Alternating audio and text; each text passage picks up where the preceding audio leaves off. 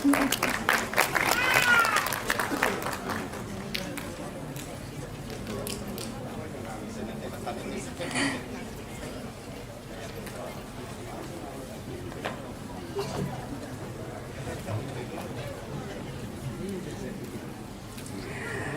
asi hongnagidamak welcome address pibinaba Dr. Thadoi Chanambambu stage da kokhachari.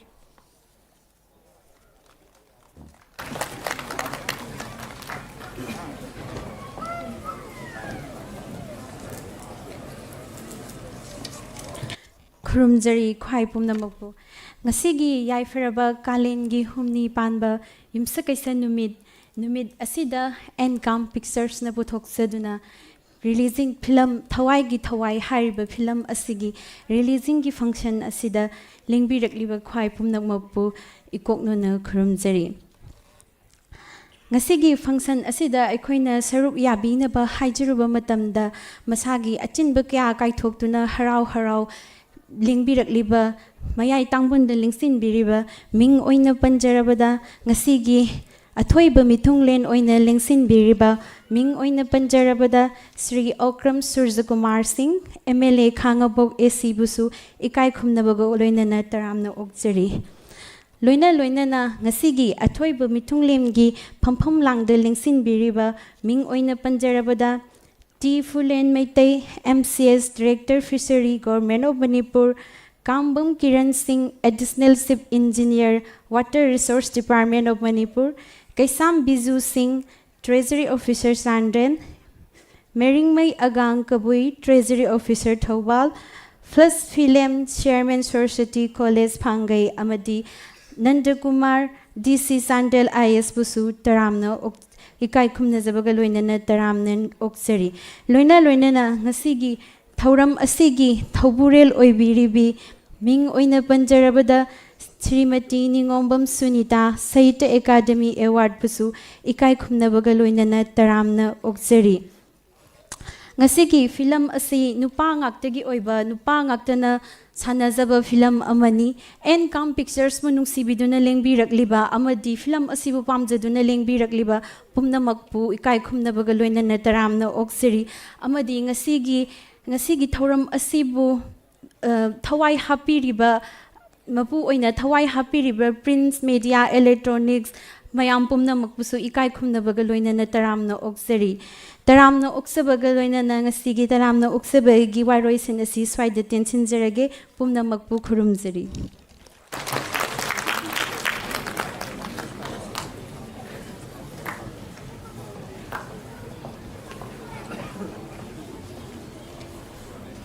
Mathangda keynote address pibinabagidamakta Bonita Pebambu stage da kokhachari.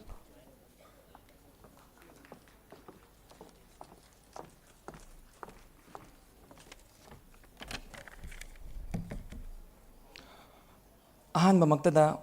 lamdam sibu konbiriba ibudau ibendaubu ithanungda chetna thagonajari aduga ngasigi N-kambt Pictures na puthokjariba Thawaigee Thawai hariba film asigi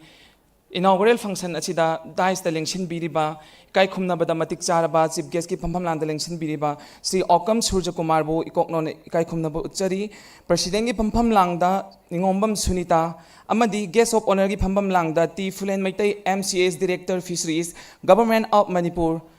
Kambam Kiran Singh Additional Ship Engineer Water Resource Department Government of Manipur Kaisam Biju Singh Treasury Officer Sandel District Mairangmai Angang Kabui Treasury Officer Thawal amadi plus hijam Chairman Saraswati College Pangai punamakpu ikokno ikai khumnabu uchari loinana film asibu yengba lingbirakliba khwai punamakpu taramna okchari N-kambt Pictures na puthokchariba Thawaigee Thawai hariba film asi ahanbada film asigi writer Oja Kunjo aduga film asi ahana best play ta khraba State Kala Academy na sinba sumang nilada best play phangkhraba play amakhangni handaksi N-kambt Pictures na sigi hariba film sumang nila asi film gi project ama oina paikhatlakanda ihan hanba oina first ever in the entire history of the film in India transgender singa sumang lilagi nupi sabi artist singa amadi sumang lilagi artist singa pulap punjalakanda sigi film je sembani sigi film je semba matamda ahanba akoigi first ever approach haitare pioneer haitare asi aduna pioneer oina sigi film je ahanba torok matamda yamna khudong chadaba challenge mayam ama hurdles mayam ama akoi je mayok na baje sigi challenges mayam ama mayok na basi akoina overcome tongna bo hona bada tongan ba makhalgi khudong chadaba mayam thengnai adubu karigumba condition kharada compromise tawrakanda akoina manipur film forum ga akoiga gi marakta lairamba misunderstanding adagi moigi apamba pamdaba hanagi chakna kanglon kaidaba mayam do kupna phaminaraga wari sanarba matungda ayaba do phangakanda film je complete oina loisalaba matung asisi premiere show gi numini ado sigi film jina ahanba pioneer amo oibagi thengnariba challenge mayam je hojik akoi yam nungai ba mana oiraroidra film je mangagadra haibagi pakhatpa ama lerambado ngasi mangphaungnarapasida aduki matik nungai ba foi tawbu film jigi overall story da condition kharadagi film gi manung chandra su yaba sin khara khak challaga yauri adusu mayamna adum adugi damakta su understand tawbigani haina khalli ngasigi oinadi matang asida keynote ase attention jerage mayam punamak film do meeting tabiraga film dugi oiba phajada ba adagi semdok semdin gi adugumba comment mayam su mayam dagi koina khawrangna nijaraga matungda akoi amuk review tawraga semdok sini khudong sabda loge haiba wafamji thammaga amuka hana ikokno na khurumjari thank you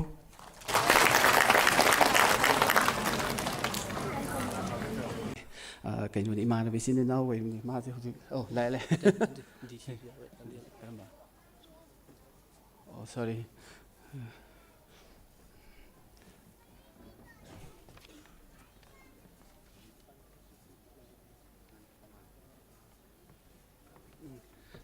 ngapi gani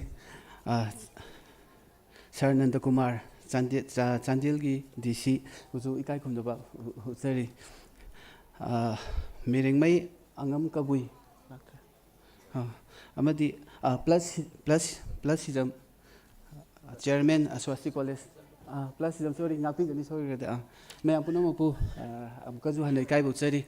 ngasi film asibu yengbiba lakpiriba me apuna maksu ikongno na khurumjari thauram mapu oibana ngasi gi sit phambam kai gi problem jingje kitang laikre mayamna ju ngapi gani kitang matik chadaba haidora akhoi sinjabada aduga amukaju aina as a si film jigi producer director amoijana isa gi sitse wanagiba leitaragadi horen sitsida khoina pijagiba mafam jingduda masagi miduna lakjara phamge hai matamda confusion kitang leidoiragadi film jina haujingeda akhoina ju waba jikra phanaba invitees kina mathakta thambiriba isagi sitdunda phambinaba ju amkana haijari Haijaning badi film je akhoina si number haurakpadagi adum challenges meyam thengnakre adu challenges meyam do khoina fight tawduna ngasi film asi utpa phangjaba sisu mayamna nuksibibadagi ni haijaninge kaigino da film asi akhoina nami baje ngasi bakta manipur gi history da leiraktri sumaina nupi amta yaudana sanajaba film ga haibaje khoigi manipur gi oina one of the most famous drama haidura kari haibada khoina haibam khangre suma mayamna di khangnaba kari sorry sumang lila haujina sumang kumai ju haina bsida saktam langlibi gi character lawriba mayam artist mayam jina handaki film je akhoina namjabani aduna nupi sabi jing transgender jing adagi lila da kumi nupi sabi jing na sigi film jima namapa haibaje aina dum khanjabada walgi oina ju leiramdabju yai aduna khoigi as a director ama oina mayam je makhoi nupi sabi jing transgender jing mayam jing je nupi gi feminine manaba khona rokpa matamda makhoina lawgiba character sida manaba khona bada makhoi ju yamna wana akhoi mayam khona minakhi adugi damukta ju aina khoigi nupi sabi jing amadi transgender jing makhoi buju aina haninga litana thagali aduga artist da kumi ba khoi senior most artist khoi gi Bazaru Bindro Dadu Seb Tamogi Chandra khoi me amam su yauri mayam su thoidokna hedokna khambiram gani khoi mayam jingje makhoi ju film gi line sida nupa jing di am bakumba phangre adubu nupi sabi jingje film haiba film gi platform sida di makhoi na lauri ba character se either nupa manbi mai sabani adubu handaki matang sida nupi mak oina thokjaba gi tanja phangjab sida ꯑꯗꯨꯛꯀꯤ ꯃꯇꯤꯛ ꯋꯥꯅ ꯍꯣꯠꯅꯈꯤ ꯑꯩꯈꯣꯏ body ꯂꯦꯡꯒ꯭ꯋꯦꯖꯇꯒꯤ ꯍꯧꯔꯒ ꯗ ꯋꯦ ꯃꯣꯏꯅ pronounce ꯇꯧꯕ ꯋꯥꯍꯩ ꯋꯥꯇꯥꯁꯤꯡꯁꯦ ꯀꯃꯥꯏꯅ ꯇꯧꯒꯦ ꯈꯣꯠꯀꯦꯅ ꯑꯗꯨꯒ ꯈ꯭ꯋꯥꯏꯗꯒꯤ ꯍꯦꯟꯅ ꯅꯨꯡꯉꯥꯏꯔꯤꯕꯗꯤ ꯉꯁꯤꯐꯥꯎꯗ ꯑꯩꯒꯤ ꯐꯤꯂꯝꯒꯤ ꯀꯦꯔꯤꯌꯔꯁꯦ ꯑꯩꯒꯤ ꯐꯥꯔꯁ ꯑꯦꯚꯔ ꯃꯨꯚꯤꯁꯦ ꯑꯩꯅ ꯏꯌꯔ 2009ꯗ ꯍꯧꯔꯒ 11ꯗ ꯄꯨꯊꯣꯛꯆꯈꯤ ꯑꯗꯨꯒꯤ ꯖꯔꯅꯤꯁꯤꯗ ꯑꯩꯅ ꯄꯥꯝꯖꯕ ꯑꯅꯤꯡꯕ ꯑꯄꯥꯝꯕ ꯇꯧꯕ ꯉꯝꯈꯤꯕ ꯐꯤꯂꯝ ꯍꯥꯏꯕꯁꯦ ꯏꯄꯦꯟ ꯄꯦꯟꯖꯗꯦ ꯑꯔꯥꯎꯟ ꯍꯥꯏꯕꯗꯤ ꯐꯨꯜ ꯑꯣꯏꯅ ꯎꯠꯊꯣꯛꯄ ꯉꯝꯖꯗꯦ ꯑꯗꯨꯕꯨ ꯍꯟꯗꯛꯀꯤꯁꯤꯗ ꯑꯩꯅ ꯍꯧꯖꯤꯛ ꯂꯩꯔꯤꯕ ꯑꯥꯔꯇꯤꯁꯁꯤꯡꯁꯤꯅ ꯌꯥꯝ ꯍꯦꯟꯅ ꯗꯦꯗꯤꯀꯦꯠ ꯇꯧꯕ ꯉꯝꯕꯅꯤ나 ꯑꯩꯅ ꯈꯔꯗꯤ ꯎꯠꯄ ꯉꯝꯖꯔꯦ ꯍꯥꯏꯕꯗꯨꯃꯗꯤ ꯌꯥꯝ ꯁꯦꯡꯅ ꯃꯌꯥꯝꯗ ꯍꯥꯏꯖꯒꯦ ꯑꯩꯅꯁꯨ ꯑꯥꯔꯇꯤꯁ ꯃꯌꯥꯝꯕꯨꯁꯨ ꯑꯃꯨꯛꯀ ꯍꯟꯅꯁꯨ ꯊꯥꯒꯠꯆꯔꯤ ꯑꯩꯈꯣꯏꯒꯤ ꯁꯤꯗ ꯀꯨꯝꯕꯤꯔꯤꯕ ꯑꯥꯔꯇꯤꯁꯁꯤꯡꯅ ꯃꯈꯣꯏꯒꯤ ꯁꯄꯣꯔꯠꯇꯒꯤꯁꯨ ꯉꯁꯤꯒꯤ ꯄ꯭ꯂꯦꯠꯐꯣꯝꯁꯤꯗ ꯑꯩꯈꯣꯏ ꯐꯤꯂꯝꯁꯦ ꯁꯤꯒꯤ ꯊꯥꯛꯇ ꯉꯝꯅꯕ ꯍꯣꯠꯅꯖꯕꯅꯤ ꯃꯌꯥꯝꯅ ꯁꯤꯗ ꯑꯁꯣꯏ ꯑꯉꯥꯝ ꯀꯩꯀꯩ ꯌꯥꯎꯕ ꯈꯣꯠꯄ ꯂꯩꯔꯒꯁꯨ ꯉꯁꯤꯗꯤ ꯄ꯭ꯔꯤꯃꯤꯌꯔꯅꯤ ꯁꯦꯝꯗꯣꯛꯅꯤꯡꯕ ꯂꯩꯔꯒꯁꯨ ꯍꯥꯏꯕꯤꯕꯗ ꯔꯤꯖꯅꯦꯕꯜ ꯑꯣꯏꯇꯥꯔꯒꯗꯤ ꯑꯩꯅ ꯀꯃꯦꯟꯁꯤꯡꯗꯣ ꯁꯣꯏꯗꯅ ꯂꯧꯖꯒꯦ ꯃꯌꯥꯝ ꯌꯥꯝ ꯁꯥꯡꯅ ꯉꯥꯡꯖꯔꯣꯏ ꯄꯨꯝꯅꯃꯛꯄꯨ ꯑꯃꯨꯛꯀ ꯍꯟꯅꯁꯨ ꯊꯥꯒꯠꯆꯔꯤ ꯊꯦꯡꯛ ꯌꯨ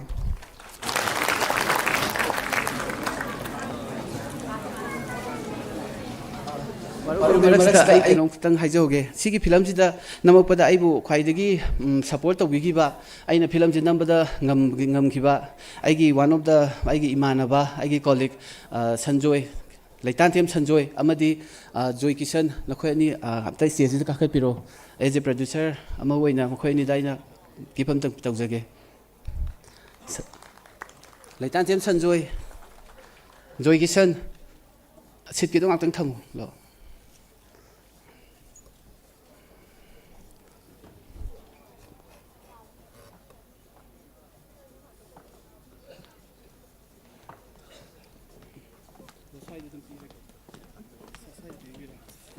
चलो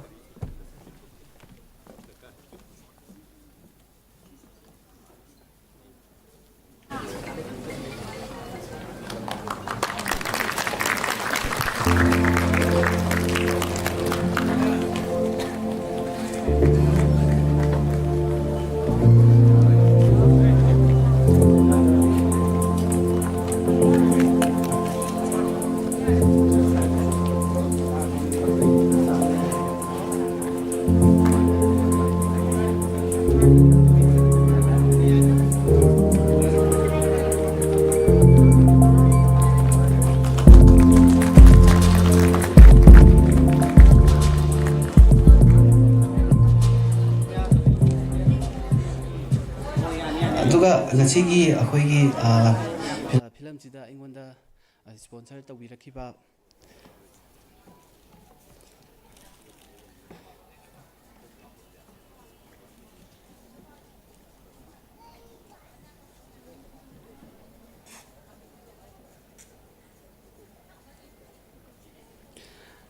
ꯂꯩꯇꯥꯟꯊꯦꯝ ꯕꯥꯕꯨ ꯁꯤꯡ ꯑꯦꯗ꯭ꯔꯦꯁ ꯈꯨꯔꯥꯏ ꯁꯥꯖꯔ ꯂꯩꯀꯥꯏ ꯄ꯭ꯔꯣꯄꯥꯏꯇꯔ LB ꯔꯨꯐꯇꯤꯡ ꯑꯣꯊꯣꯔꯥꯏꯖ ꯗꯤꯂꯔꯕꯨꯁꯨ ꯁ꯭ꯇꯦꯖꯁꯤꯗ ꯂꯦꯡꯈꯠꯄꯤꯔꯛꯅꯕ ꯅꯣꯡꯂꯨꯛꯅ ꯅꯤꯡꯁꯤꯡꯖꯔꯤ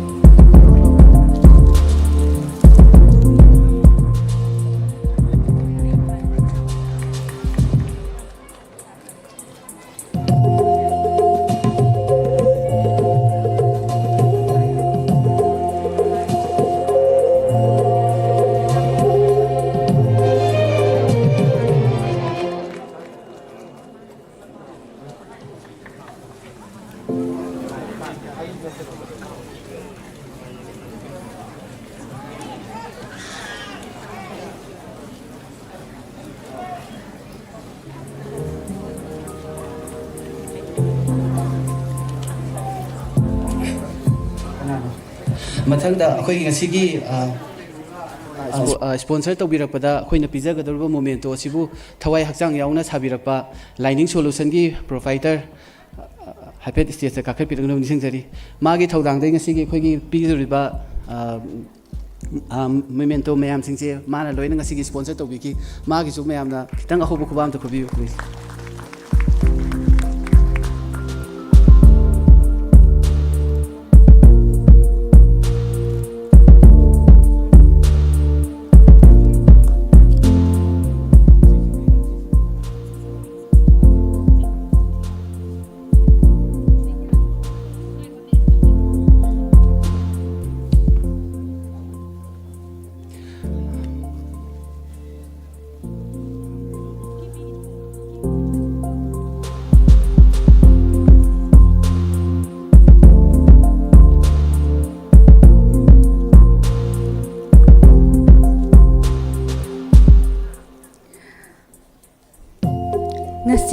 event asigi part ama oina artist oiribasing sponsors amasung special invitees singbu ikai khumnaba uchaba oina memento amadi gift presentation tawbagi tanja ado lawzage.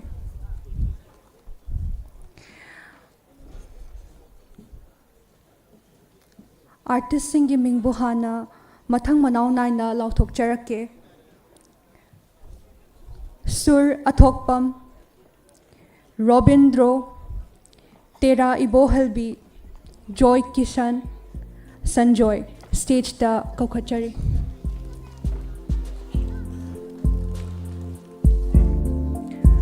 Aduga memento asibu khutsin abagi damak akoigi ikai khum nazaraba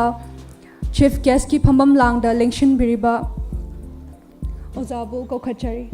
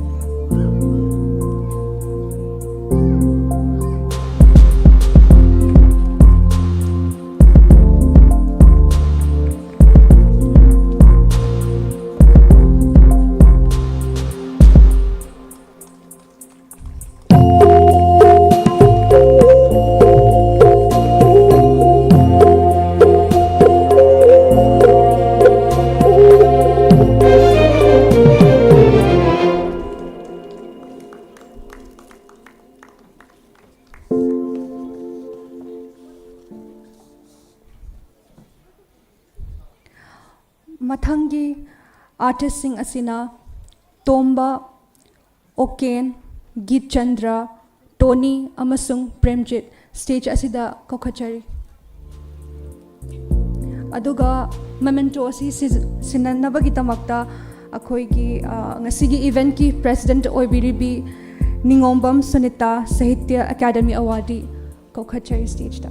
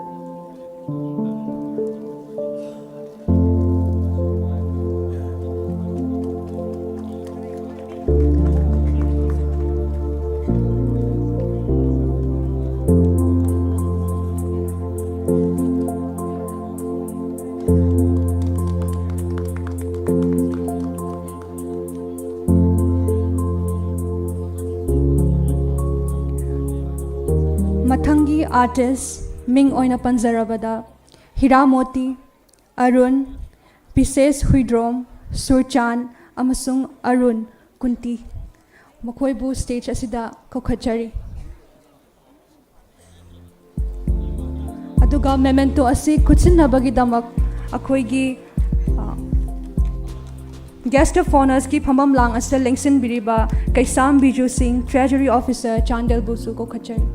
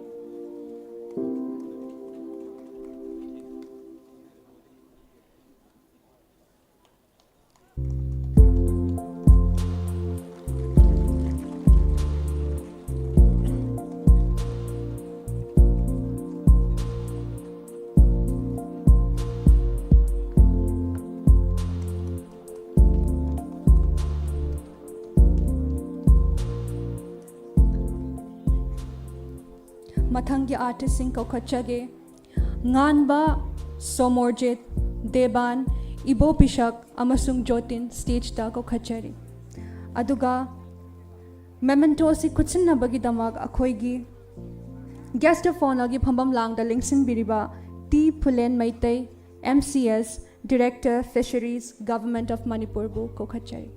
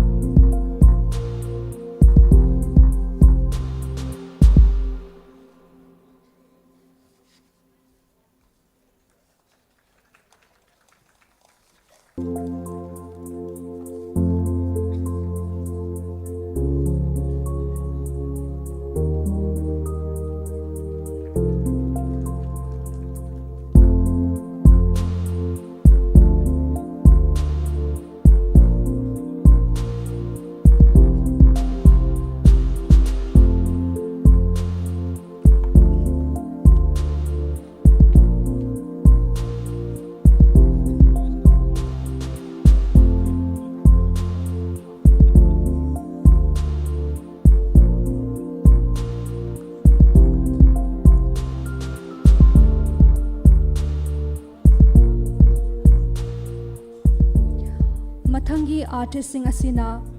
ꯕꯣꯅꯤꯇꯥ Benjamin Joseph ꯕꯣꯖꯤꯠ ꯑꯃꯁꯨꯡ CH ꯅꯅꯥꯎꯕꯨ ꯁ꯭ꯇꯦꯖꯇ ꯀꯥꯈꯠꯄꯤꯔꯛꯅꯕ ꯅꯤꯡꯁꯤꯡꯖꯔꯤ ꯑꯗꯨꯒ ꯃꯦꯃꯦꯟꯇꯣ ꯑꯁꯤꯕꯨ ꯈꯨꯠꯁꯤꯟꯅꯕꯒꯤꯗꯃꯛ ꯑꯩꯈꯣꯏꯒꯤ guest of ꯑꯣꯅꯔꯒꯤ ꯐꯝꯐꯝ ꯂꯥꯡꯗ ꯂꯦꯡꯁꯤꯟꯕꯤꯔꯤꯕ plus Phijam chairman of Saraswati college ꯄꯥꯡꯒꯩꯕꯨ ꯀꯧꯈꯠꯆꯔꯤ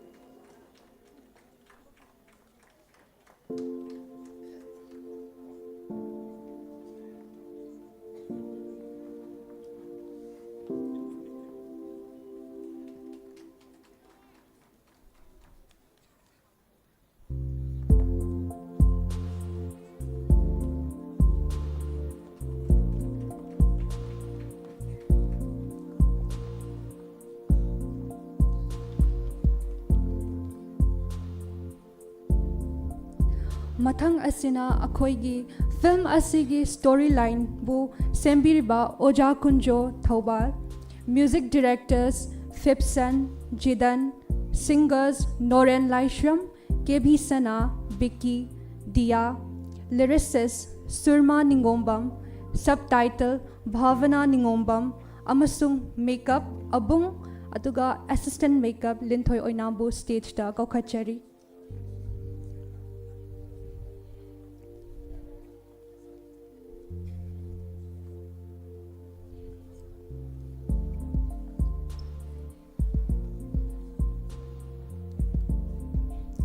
ꯑꯗꯨꯒ ꯃꯦꯃꯦꯟꯇꯣ ꯑꯁꯤ ꯈꯨꯠꯁꯤꯟꯅꯕꯒꯤꯗꯃꯛꯇ ꯑꯩꯈꯣꯏꯒꯤ ꯏꯚꯦꯟꯠ ꯑꯁꯤꯒꯤ ꯄ꯭ꯔꯦꯁꯤꯗꯦꯟꯠ ꯑꯣꯏꯕꯤꯔꯤꯕꯤ ꯅꯤꯡꯒꯣꯝꯕꯝ ꯁꯨꯅꯤꯇꯥꯕꯨ ꯑꯃꯨꯛ ꯍꯟꯅ ꯀꯧꯈꯠꯆꯔꯤ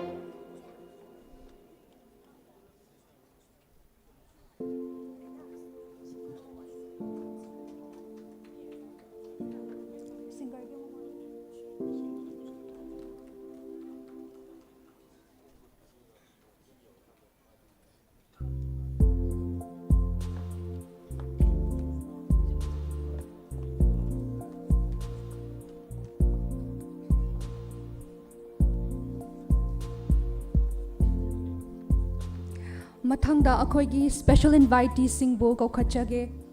Sarangthem Bembem, Kanchipur, Robert Naurem,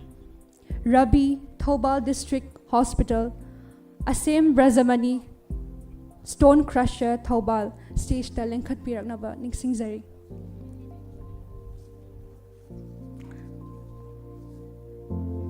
Aduga memento asibu khutsin nabagidamagta akhoigi guest of honor gi phambam langda lengsin biriba T Pulenbu amuk hana stage ta ko khachari.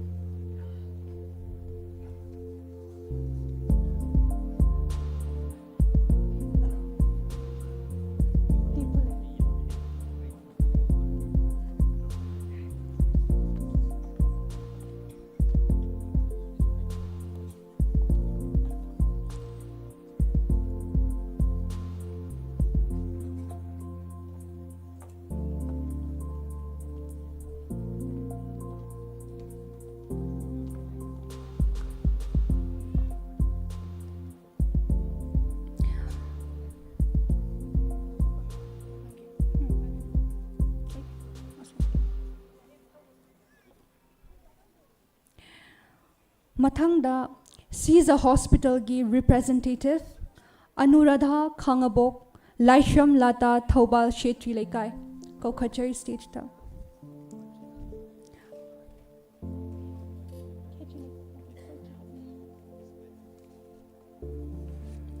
Aduga memento asibu khutsin nabagidamagta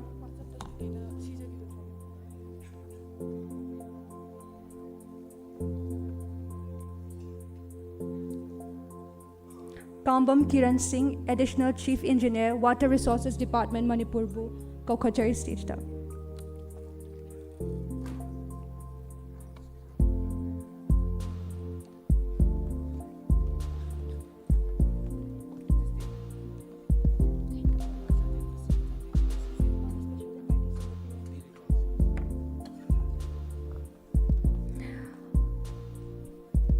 Mayhamda information amtang pizaramge. Sees a hospital na, sees a health check ki packages sing da, especially LGBTQ gi oina 10% discount pijaragani. Aduga ana ayeg laitaba Manipur amagi mayonda preventive health check ki campaign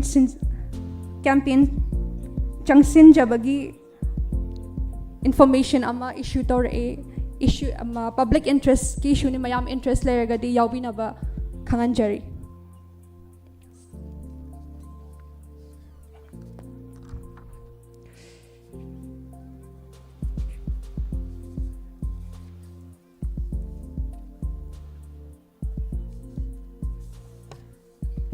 Mathang asina akhoigi gift presentation sponsors da tawjanabagidamak ming kauthokjarake. By Ibomcha Lining Solution Kongba Nandaibam Laikai, TH Dhanel Pukai Ekwa Thobal Khetri Laikai, Angomcha Twinkle Photography Thobal, Suresh BS Enterprise Huikap Today's Pijang, W Samson Om Shanti Hardware Thobal Wangmataba, Kishan founder of Prism Higher Secondary School Naurem Thong, Wang Kutsem Nongmaybong, Amasung Singel Meno Thobal. Aduga gift asibu present taunaba akhoigi chief guest oibiriba Okram Suza Kumar Singh stage dak nengkat pirak na baning singjari.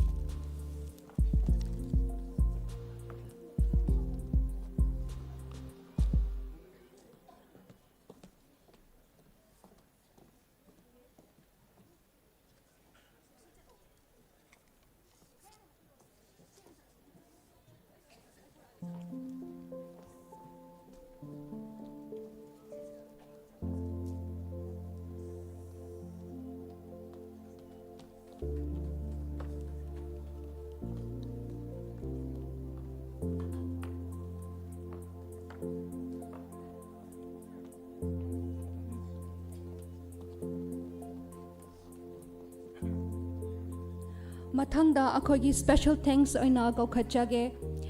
M Sanani, Dizango, Henry, Chinglen, Roshan, AK Sarachandra, Chongtham Ashok Kumar, W Maipaksana, Priti, Kuladhaja, Bobo Asem, Iton, Thoy, Noren, Biren, amasung Anilbu stage da kaukhatjari.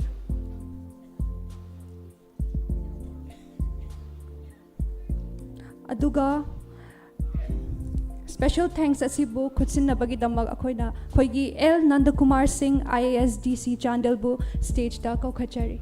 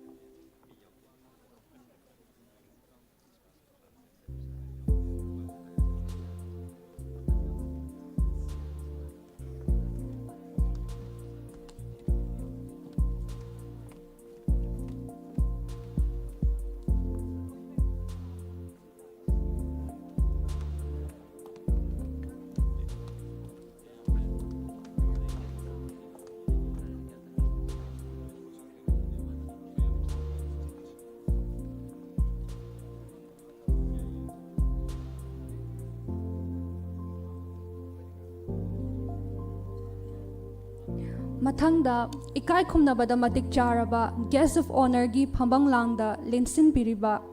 T Phulen Maitei MCS Director Fisheries Government of Manipur bu wahai khara tentakna thambinaba kaukhatjari.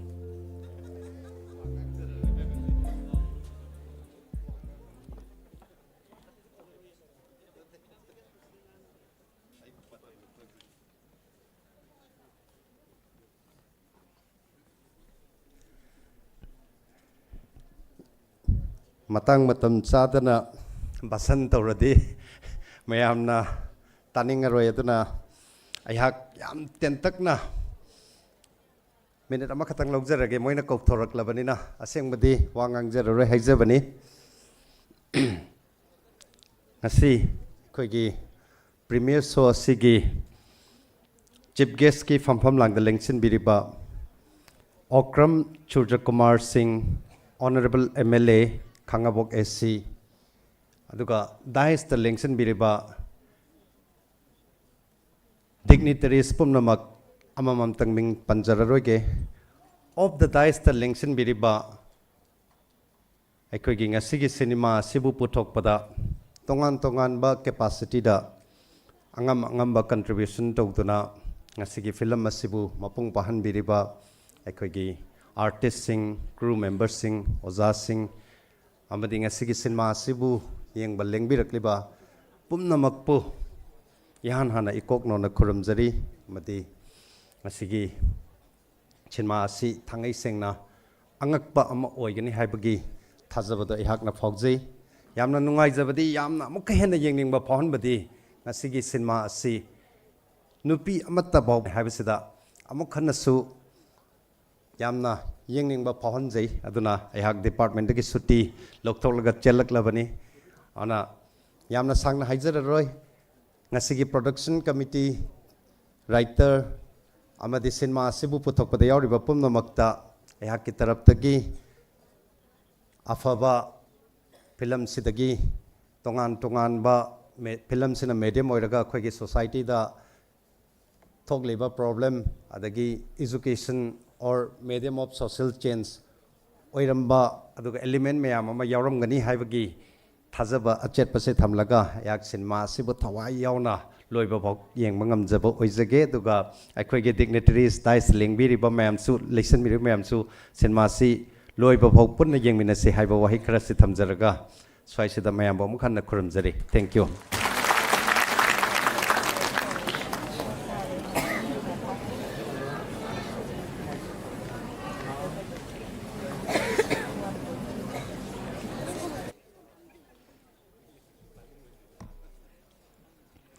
मथंगदा अखोइगी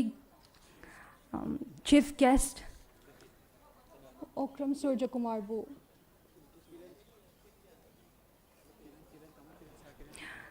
मयाम वरो बिरोय आई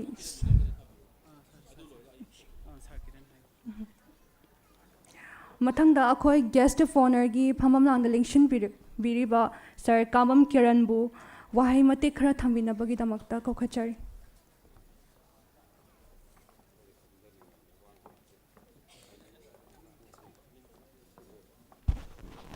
ngasigi premier show si ba hudokpagi thorongi khoi chief guest election phamam lang da election bereba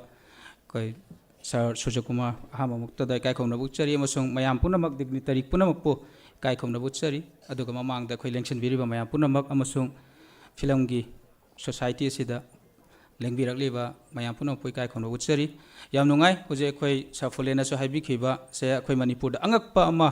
oina world da have tare ahan bo oina nupi mata yauduna puthokpa film ama khoi manipur da yamna maming leiruba writer ama director ama adai cast and crew khoi all over india hai tare world da yamna na phaba khwaidagi hena maming leiruba khoi crew ni khoi cast mayam se yam si yenguba sida khoi manipur gi mi khuding makna loina yamna harau ba ta yam ba haiba wakhalon da leirangani hena khanjei ado khoi manipur da thaina 2017 dagi se khoi sangit nati academy da award ka phangakpa haurakpa khoi ngasai khoi na hafet jengchebada oja heman to hoina ka haurakhi haiba adumaina takpirai adugi sumang lila da khoi na base tora lakba khuding maksina khoi mamangi sahi amani sida wariba khoi awaba taraba state ki situation asida kadom da alternative way lakadagi haiba khoi art and culture sibiam yokhatpada adugi lairambi mi khuding magna khoi film gi industry sona kalom da pusalaklaga khoi film forum da su yabiraga khoi sigi afaba khongthang haiba tare mayam punna baki artist khuding makki afabagi damakta mayam punna decision ama lawraga sugumba torokpa sida yamna no aijai film forum bo mosong mayam punna muk thagat ningi ekhoi common man amoina khoi yengjabada harawo poi adu ngasigi puthokpirwa producer writer aduga cast khuding mak po ai congratulations haijage adu ngasigi show ase yamna afaba aduga yamna hit chatpa haitare yamna khoi socially politically adagi economically adugi image ama mirror ama oina khoina leiribani sumang lila natragan khoina film mai base adugi afaba image adu adumma sagatpada ngasigi puthoriba film asina afaba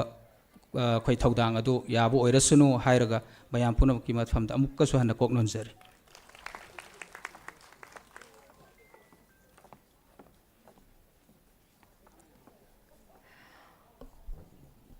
मथंगदा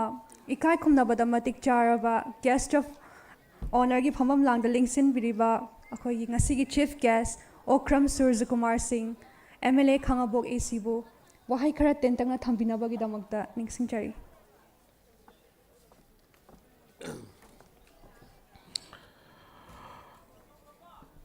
kasigi premier show Thawaigee Thawai haina mingtholiba premier ngasigi cinema asigi premier show sida president gi phamam da lengsin biribi Ningombam Sunita guest of honor gi phamam da lengsin biribi sing Siriti Fulen Maitai MCS Kangabam Kiran Singh additional chief engineer Kaisam Biju Singh treasurer officer aduga khoi gi pulse film chairman Swasti College aduga hoigi Sri Nandakumar DC Chandel IAS mangda lengsin biriba film su yengba lak biriba mayam punamak aduga maru oina cast crew sing both screen da thokbiriba actor actress sing koi background da चावना थौदांग लौरिबा music की team makeup की singer सिंग lyricist subtitle story इबिरिबा light की करिगी मयाम पुनमक पुसु आई अहान बमक्तदा सुबसन जरगा इकाई खुमनबा उच्चबग लोइनना मयाम पुनमक बु आई थक थोंग मयाम पुनमक पुसु इकोकनोना खुरुमजरी अखोई ngasai mayamna thambirame film si India da nate Manipur da nate world da khwaidagi ihan hanba oigadra na aidi ngasai pham na khalamini akhoi world record India gi record mayamam su leidana ko limca record leiba Guinness record leiba record haitare sumba mayamam leiba sida akhoi masi world gi oina ihan hanba अखोई transgender सिंह नुपा सिंह मयामना नुपी अमत यावदना हाइबे तारे आईदी अखोई ट्रांसजेंडर चन मयाम लाखपसिंग जाईदी इचन इचे न लोइम कौरा वारी सानजे अदुना मोय मयाम सिना होय मियोइबा अमोयना पोकपदा नुपा ओइनदी पोकलागा मखोईगी मसाना अखोईगी कैरेक्टर हाइकदरा अखोई कनो हाइकदरा मयाम नुपी ओइना दुम सिदी नेचुरली लाबने हाइबा ताब सकफमदा नुपा ओइना पोक्चर अगसु अदा अखोईगी सोसाइटी सिददी मसीगी एक्सेप्टेंस से यामना वांगना लेब्राना खल्ले मदुना मक्सुनी ngasiगी फिल्म ngasiगी सुमांग लीला मयामना यामना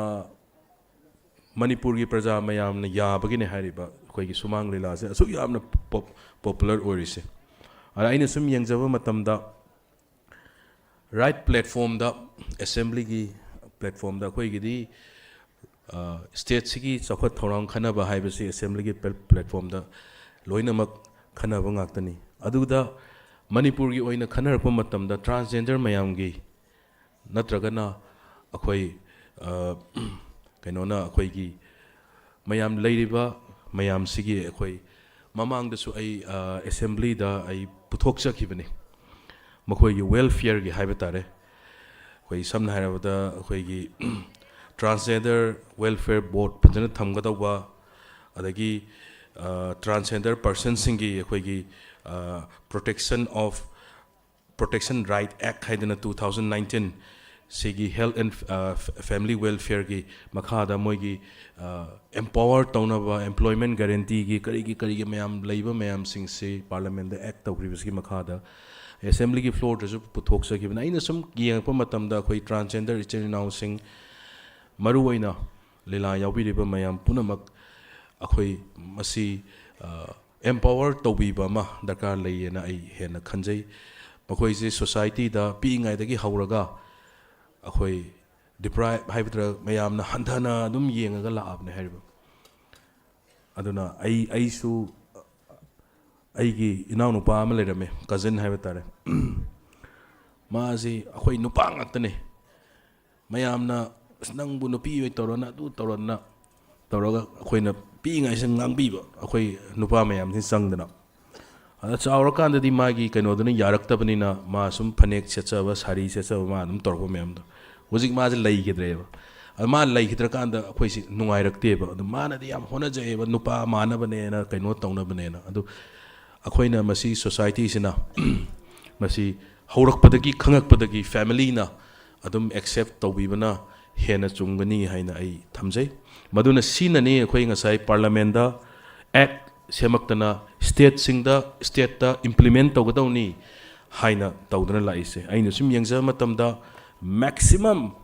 ट्रांसजेंडर इचलिनाउ सिंग सेचल सिंग मयाम सिंग से ट्रांस वुमेन ट्रांस मेन लेरिबा मयाम सिंग से अखोई माना तौबा हिरम माना तौबा तौकता इधर मेकअप दा ओइरो इधर एक्टिंग दा ओइरो इधर अतुप लाइन दा तौरिबा मयाम सिंग सिदा अखोई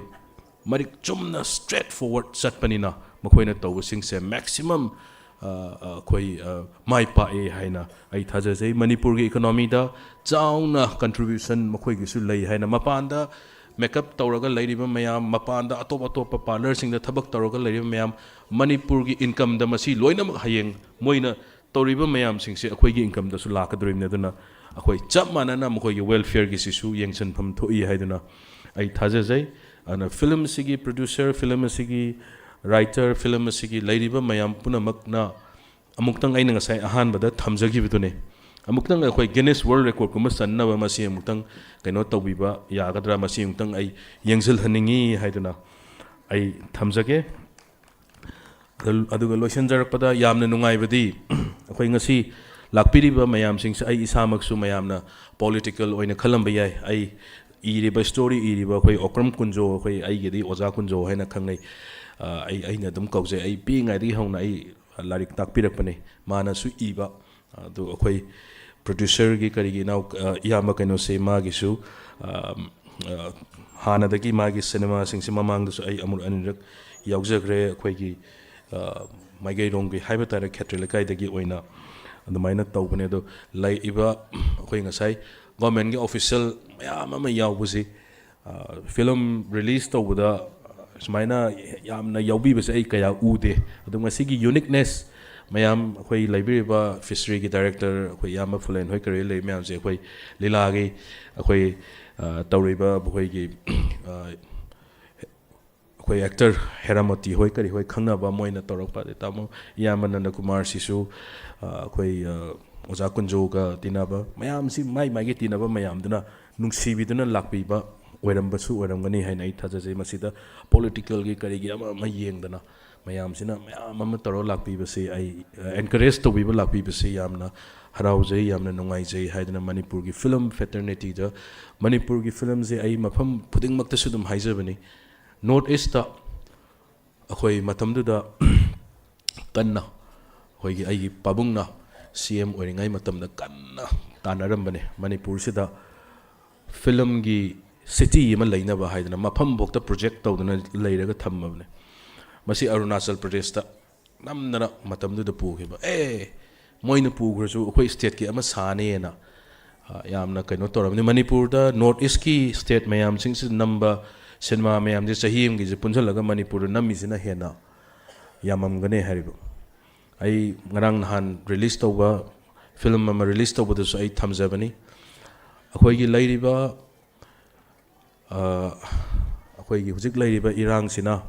ꯆꯍꯤ ꯑꯃꯅꯤ ꯑꯃ ꯐꯤꯂꯝ ꯄ꯭ꯔꯣꯗ꯭ꯌꯨꯁ ꯇꯧꯕꯁꯨ ꯌꯥꯈꯤꯗ꯭ꯔꯦ ꯃꯃꯥꯡꯗ ꯀꯣꯚꯤꯗꯅ ꯑꯃꯨꯛ ꯊꯦꯡꯅ ꯁꯣꯛꯈ꯭ರೆ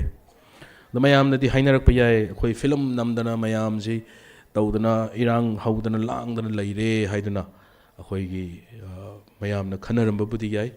ꯑꯗꯨꯒ ꯅꯨꯡꯉꯥꯏꯇꯕꯁꯨ ꯍꯧꯖꯤꯛ ꯂꯩꯔꯤꯕ ꯃꯌꯨꯝ ꯂꯩꯇꯗꯅ ꯂꯩꯔꯤꯕ ꯃꯌꯥꯝꯁꯤꯡꯁꯦ ꯃꯁꯤ ꯐꯤꯂꯝ ꯌꯦꯡꯉꯒ ꯐꯤꯂꯝ ꯂꯥꯛꯑꯒ ꯐꯤꯂꯝꯗ ꯇꯧꯔꯒ ꯂꯩꯅꯤꯡꯕ ꯆꯥꯅꯤꯡꯕ ꯅꯠꯇꯦ ꯑꯩꯈꯣꯏ ꯌꯨꯝꯗ ꯀꯔꯝꯕ ꯀꯥꯟꯗ ꯍꯟꯗꯣꯔꯤꯅꯣ ꯍꯥꯏꯅ ꯈꯜꯂꯒ ꯂꯩꯔꯤꯕꯅꯤ ꯑꯗꯨꯕꯨ ꯑꯩꯅ ꯉꯁꯥꯏ ꯊꯝꯖꯈ꯭ꯔꯤꯕꯅꯤ ꯆꯍꯤ 3-4ꯁꯤ ꯑꯥꯔꯇꯤꯁꯁꯤꯡꯁꯤꯒꯤ ꯃꯣꯏ ꯇꯥꯟꯐꯝ ꯂꯩꯇꯕ ꯂꯤꯂꯥ ꯇꯧꯔꯤꯕ ꯃꯦꯛꯁꯤꯃꯝ ꯉꯁꯤꯒꯤ ꯁꯤꯅꯦꯃꯥꯗ ꯌꯥꯎꯔꯝꯕꯁꯦ ꯂꯤꯂꯥ ꯇꯧꯔꯤꯕ ꯑꯥꯔꯇꯤꯁ ꯃꯌꯥꯝꯁꯦ ꯌꯥꯎꯔꯝꯅꯤ ꯆꯍꯤ 2ꯁꯤꯗ ꯂꯤꯂꯥ ꯇꯧꯔꯛꯇꯕꯗꯤ ꯀꯗꯥꯏꯗꯒꯤ ꯇꯥꯜꯂꯝꯗꯣꯏꯅꯣ ꯍꯥꯏꯕ ꯀꯗꯥꯏꯗꯒꯤ ꯇꯥꯜꯂꯒ ꯆꯥꯔꯝꯒꯅꯤ ꯍꯥꯏꯕ ꯋꯥꯈꯟꯗꯨ ꯈꯜꯂꯨꯕꯗ ꯑꯩꯈꯣꯏ ꯃꯌꯥꯝꯁꯤꯅ ꯑꯩꯈꯣꯏ ꯃꯗꯨꯗ ꯈꯜꯂꯒ ꯑꯃꯨꯛꯇꯪ ꯃꯁꯤꯒꯤ ꯄ꯭ꯂꯦꯠꯐꯣꯝꯁꯤ ꯊꯝꯗ꯭ꯔꯒꯗꯤ ꯌꯥꯔꯣꯏ ꯍꯥꯏꯕꯁꯦ ꯃꯁꯤꯗ ꯑꯩꯈꯣꯏ ꯃꯌꯥꯝ ꯈꯟꯅꯔꯛꯄ ꯃꯥꯜꯂꯤ ꯍꯥꯏꯗꯅ ꯃꯁꯤꯗ ꯑꯩꯈꯣꯏ ꯈꯟꯃꯤꯟꯅꯁꯤ ꯍꯥꯏꯗꯅ ꯑꯩ ꯉꯁꯤꯒꯤ ꯇꯥꯟꯖꯥ ꯑꯁꯤ ꯂꯧꯖꯔꯒ ꯊꯝꯖꯒꯦ ꯑꯗꯨꯅ ꯑꯩꯈꯣꯏ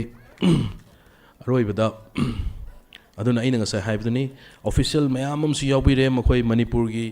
ꯕ꯭ꯌꯨꯔꯣꯀ꯭ꯔꯦꯠꯁ ꯃꯌꯥꯝ ꯑꯗꯩ ꯐꯥꯏꯅꯥꯟꯁ ꯁꯦꯛꯁꯟꯗꯒꯤ ꯀꯔꯤꯗꯒꯤ ꯃꯌꯥꯝ ꯂꯥꯛꯑꯦ ꯑꯩꯈꯣꯏ ꯃꯌꯥꯝ ꯄꯨꯝꯅꯃꯛ ꯍꯣꯠꯅꯃꯤꯟꯅꯔꯒ ꯑꯩꯁꯨ ꯁ꯭ꯇꯦꯠꯁꯤꯒꯤ ꯔꯦꯁꯄꯣꯟꯁꯤꯕꯜ ꯏꯂꯦꯛꯇꯦꯠ ꯃꯦꯝꯕꯔ ꯑꯃ ꯑꯣꯏꯅ ꯑꯩꯈꯣꯏ ꯃꯅꯤꯄꯨꯔꯒꯤ ꯐꯤꯂꯝ ꯏꯟꯗꯁꯇ꯭ꯔꯤꯁꯤ ꯀꯔꯝꯕ ꯃꯑꯣꯡꯗ ꯆꯥꯎꯈꯠꯍꯟꯒꯅꯤ ꯀꯔꯝꯕ ꯁꯤꯗꯒꯤ ꯇꯧꯔꯤꯁꯤꯗꯒꯤ ꯀꯔꯝꯕ ꯍꯦꯟꯅ ꯀꯌꯥꯝꯅ ꯆꯥꯎꯈꯠꯍꯟꯒꯅꯤ ꯍꯥꯏꯕꯁꯦ ꯑꯩꯈꯣꯏ ꯄꯨꯟꯅ ꯍꯣꯠꯅꯃꯤꯟꯅꯁꯤ ꯍꯥꯏꯗꯅ ꯑꯩ ꯃꯌꯥꯝ ꯄꯨꯝꯅꯃꯛꯇ ꯑꯄꯤꯜ ꯇꯧꯖꯔꯤ ꯂꯣꯏꯁꯤꯟꯖꯔꯛꯄꯗ ꯐꯤꯂꯝ ꯑꯁꯤꯅ ꯃꯅꯤꯄꯨꯔꯗ ꯈꯛꯇ ꯅꯠꯇꯅ ꯏꯟꯗꯤꯌꯥꯒꯤ ꯃꯐꯝ ꯀꯌꯥꯗ ꯏꯟꯇꯔꯅꯦꯁꯅꯦꯜ ꯂꯦꯚꯦꯜꯗ ꯃꯥꯏ ꯄꯥꯛꯄ ꯑꯣꯏꯕꯤꯌꯨ national level international level award ꯃꯌꯥꯝ ꯑꯃ ꯄꯨꯔꯛꯄ ꯉꯝꯕ ꯑꯣꯏꯕꯤꯌꯨ ꯍꯥꯏꯕ ꯋꯥꯍꯩ ꯈꯔꯁꯦ ꯊꯝꯖꯔꯒ ꯑꯩ ꯃꯇꯥꯡ ꯑꯁꯤ ꯇꯦꯟꯁꯤꯟꯖꯒꯦ ꯄꯨꯝꯅꯃꯛꯄꯨ ꯑꯃꯨꯛ ꯍꯟꯅ ꯈꯨꯔꯨꯝꯖꯔꯤ ꯊꯦꯡꯛ ꯌꯨ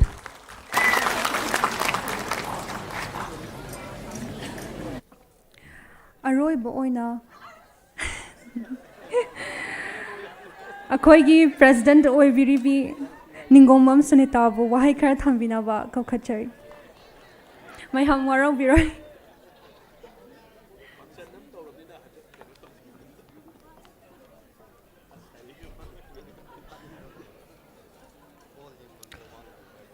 ꯉꯁꯤꯒꯤ ꯄ꯭ꯔꯤꯃꯤꯌꯔ ꯁꯣ ꯑꯁꯤꯒꯤ ꯁ꯭ꯇꯦꯖꯗ ꯂꯦꯡꯁꯤꯟꯕꯤꯔꯤꯕ ꯗꯤꯒꯅꯤꯇꯔꯤꯁꯤꯡ ꯄꯨꯝꯅꯃꯛꯄꯨ ꯑꯩꯅ ꯃꯤꯡ ꯑꯣꯏꯅ ꯄꯟꯖꯗꯕꯗ पुनमकपु इकाई खुमनबु उसरी लोइनना मयाम पुनमकपुसु खुरुमजरी मयाम फिल्म येंगनिंगबगी इखौलांगु मरक्सिदा आई सांगना बासन पिजररोय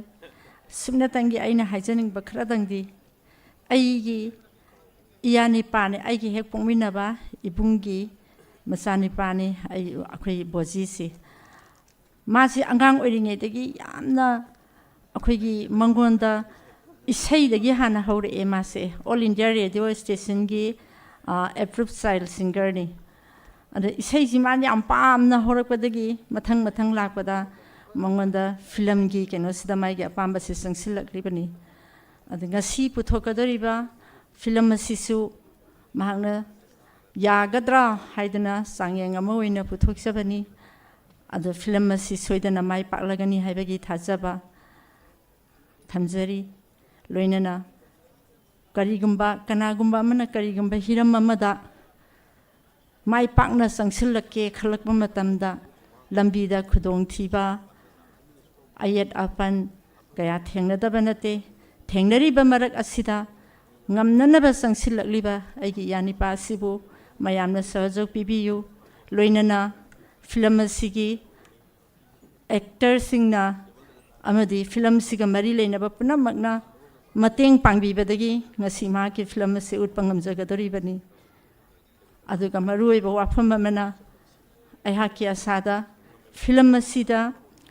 actor oina pi kumbiriba akhigi male female role da kumbiriba male actor singsine sauraba mafam ama ma ki film sidagi kanbangam lagani haibase khoi society sida kanbangam lagani haibase thajaba thamjari लोइनना film से मयामना पुंगनिंग चंगना मियेंग ताबियु अमदी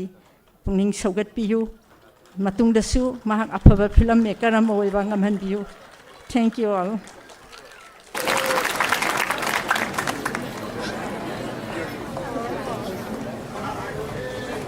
ngasigi formal function asi loisanaba tawjarage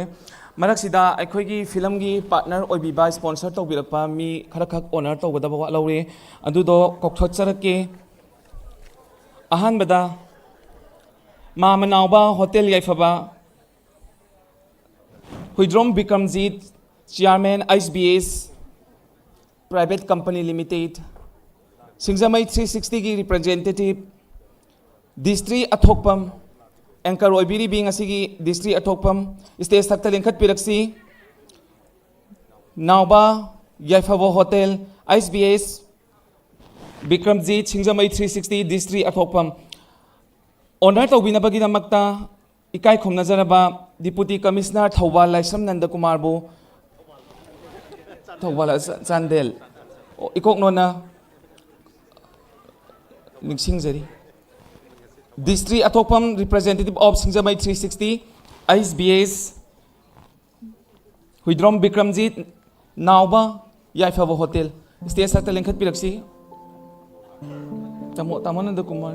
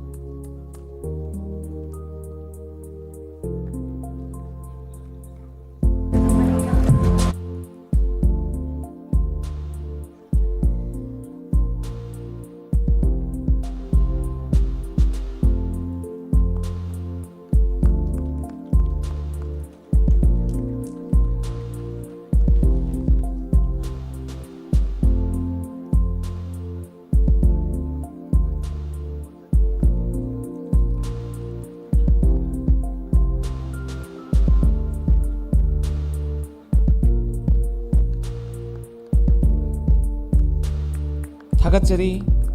Sir Nandakumar program asigi aroiba oina board of thanks pibi na bagidamakta isema sulmabu koksinjari thank you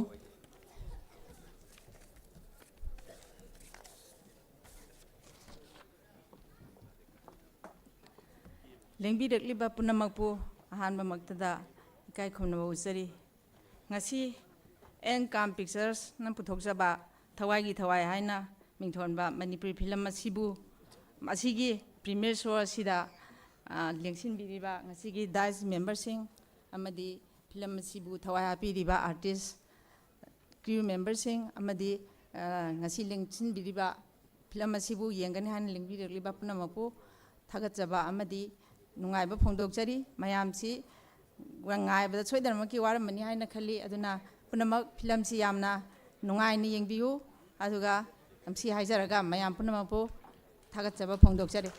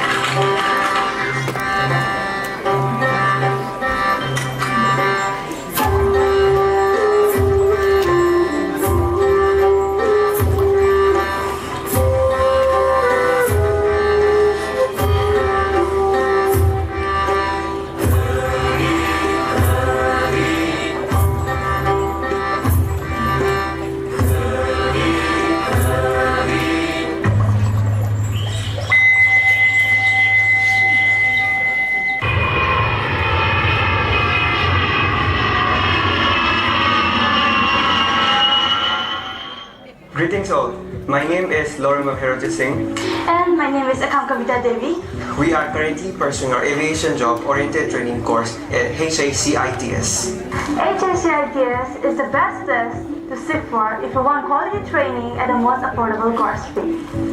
Here, we are taught personality development and interview skills, spoken English, spoken Hindi, and aviation in just a course of 6 months. It is not only fun to get trained here, but the institute has given record-breaking placements. The highest number in the month of March, accounting the testimonies of 14 candidates. Let your dreams take flight by joining us today. HACITS, empowering the youth and preparing future professionals. Call HACITS today.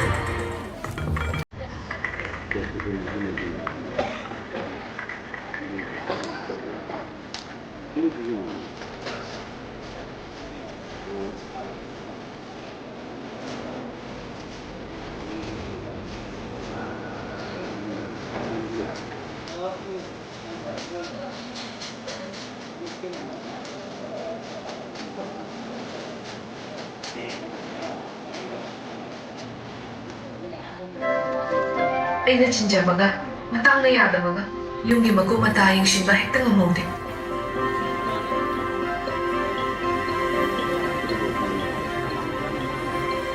JCRE Home Solutions na aigidi chauraba mateng ama oise sofa cleaning, deep cleaning, pest control, appliances repair service na chingba kaya amasu yung dalak-laga pibili. Somgi yung natraga office bu taru tanana hygienic oina thambada soidana mateng pangan thazai. Service booking gidamak pijariba number asida dial tawbiyu natraga irai na Instagram amadi Facebook ta changlaga booking tawbiyu.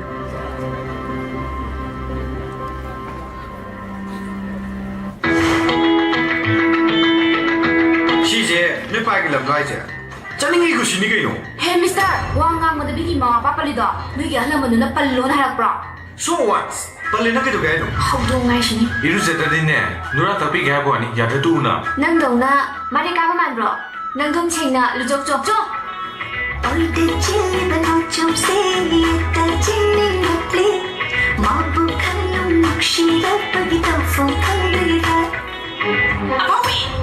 Nang mumana ay isang tipo. At kaya kaya hꯧꯖꯤꯛꯇꯤꯅꯦ ꯄꯥꯈꯪ ꯐꯥꯔꯕꯅꯤꯅꯅꯦ ꯅꯨꯄꯤꯅ ꯂꯨꯖꯕꯤꯕꯗꯣ ꯄꯥꯝꯃꯦꯕ Aibu, nang nupiro. ꯀꯩꯅꯣ tone ꯔꯣꯖꯔꯤ ꯂꯨꯖꯕ ꯇꯨꯃꯤꯟꯅ ꯌꯦꯡꯉꯤꯔꯣ ꯑꯩ ꯃꯣꯏꯒꯨꯝꯕꯒꯤ ꯃꯆꯥꯗꯣ ꯏꯃꯧ ꯑꯣꯏꯖꯅꯤꯡꯗꯦ ꯑꯩꯈꯣꯏꯒꯤ ꯁꯛꯁꯤꯕꯨ ꯑꯣꯅꯤꯡꯕꯒꯤ ꯁꯛꯇꯥ ꯆꯦꯟꯕ꯭ꯔꯣ ꯑꯗꯨ ꯉꯧꯊꯣꯛꯑꯣꯅꯦ ꯅꯧꯗꯣ ꯆꯥꯒꯦ ꯅꯨꯄꯤꯅꯦꯅ ꯏꯄꯤꯛꯄꯤꯒꯩ ꯃꯁꯛ ꯐꯖꯔꯁꯨ ꯄꯨꯔꯥ ꯒ꯭ꯋꯥꯡꯅꯤ Yam hensilakano. Ima kaulora. ꯑꯩꯗꯤ ꯅꯉꯣꯟꯗ ꯍꯥꯏꯕꯅꯤ ꯅꯣꯏ ꯃꯥꯗ ꯍꯥꯏꯕ ꯅꯠꯇꯤꯌꯦ ꯁꯦꯔꯣ Oh, yare. Ima inusiga. ꯍꯣꯏ Nongdol thakta laliba tawanshingi marakta uriba saktam se kanagino Uri basaktam se kanabushunate nang nakwai dagi nungshi jabadore.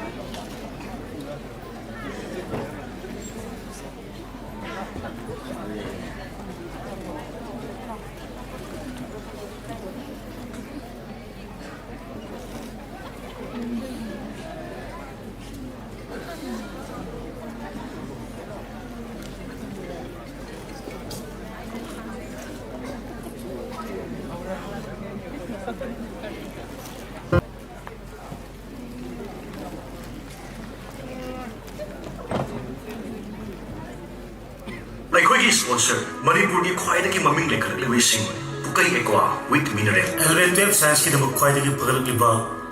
Prism higher secondary school ꯅꯣꯔꯦꯝꯊꯣꯡ ꯕꯖꯥꯔ ꯌꯦꯜꯂꯣꯡꯉꯩꯗꯒꯤ ꯁꯥꯒꯣꯟꯅꯔꯛꯂꯕ ꯀꯌꯥꯗ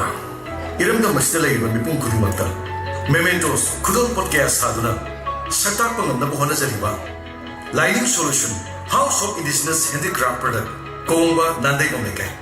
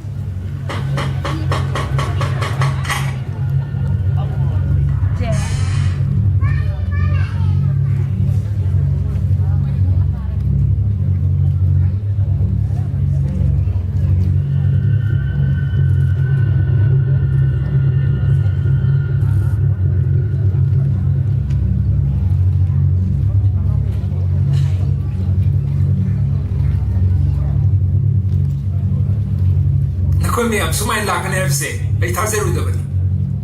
ai su nakoi mayam unaraga wari sananing duna leram li bani Rosario Bindra Hiramati Sursan Arun nakoi mayam loi na maksu nakoi na leiri ba nupa gi saklon se ai na pamjari ba tawningi ba thabak sida kitang chana ba wani aduna nakoi na ai gi mitman sida nupi gi saklon da aingon da amukta uhan biyo nakoi mayam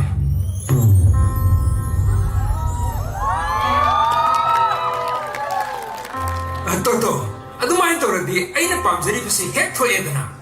sumai tobani aina nakoina sanakhiba sumang kumai Thawaigee Thawai haibado hanjin yenge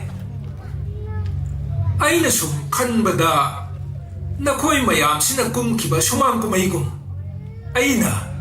nakoi khaktana sanaba nupi amatta yaudaba film oina namningiba oza madudi yam phaba wafamni Uza, masi wari sibu kamdo boza. Ai liserake. Sumai tobani ai gisi.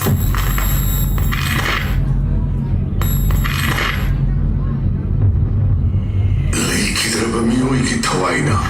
ahimba natraga ashiba mi ki haksangda chungsinduna hingba ngami hainaba taki mai hawrultagi hawna aikhoigi khunai asida Thazanaduna su lakli hawsiki matam asidasu haiba thodok asi thoklam loi leiram loi haibada haiman bathokani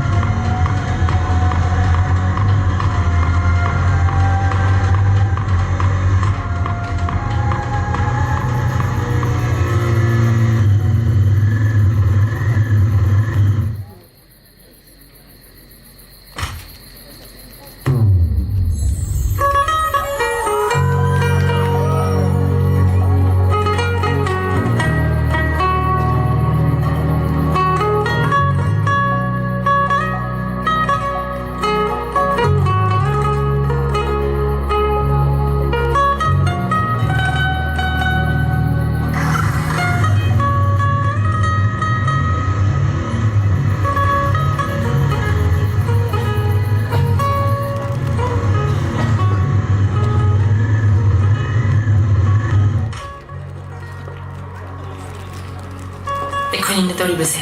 ꯂꯝ ꯍꯦꯟꯕꯅꯤ ꯉꯥꯎꯁꯟꯅꯕꯅꯤ ꯃꯇꯝꯁꯨ ꯆꯥꯗꯕ ꯋꯥꯔꯛꯄꯤꯅꯕ ꯌꯥꯝꯈ꯭ꯔꯕ ꯏꯔꯝꯗꯝꯅꯤ